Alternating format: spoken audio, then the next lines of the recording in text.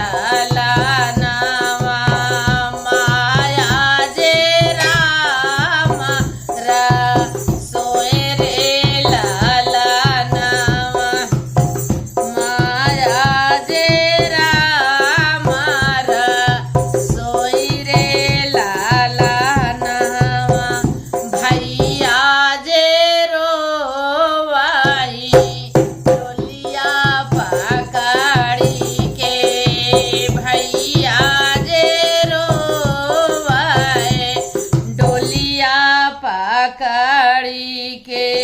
अरे आजू बहिनी भाईली पराई रे लाला नावा, आजू बहिनी भाईली पराई रे लाला नावा, भैया जे रोवाए डोलिया पकड़ी के। मड़ाए माठाड़ी सब सखी रे लाला नावा, मड़ाए माठाड़ी सब सखी रे लाला नावा, जिनी रोवा बाबा तू अपनी महालिया, जिनी रोवा अपनी महालिया, जिनी मैया रामारा सोई रे लाला नावा, जिनी मैया रामारा सोई रे लाला नावा, जिनी भैया रोवा तू डोलिया पकड़ी के, जिनी भैया रोवा तू डोलिया पकड़ी के, जिनी सखी ठाड़ी हमा रवना रे लाला नावा, जिन सखी ठाड़ा हमा रवना रे लाला नावा। अरे चुटकी भर से नूरावा के कारण बाबा, चुटकी भर से धुरावा के कारण बाबा, चुटकी भर से धुरावा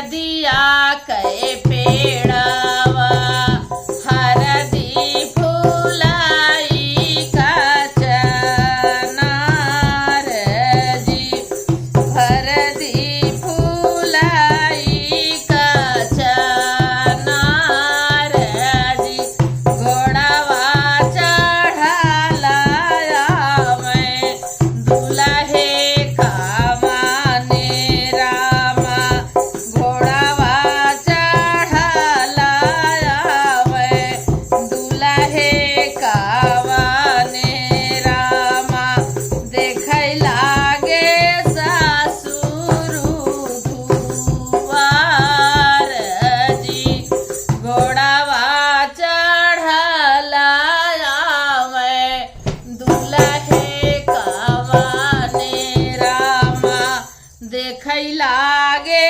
सास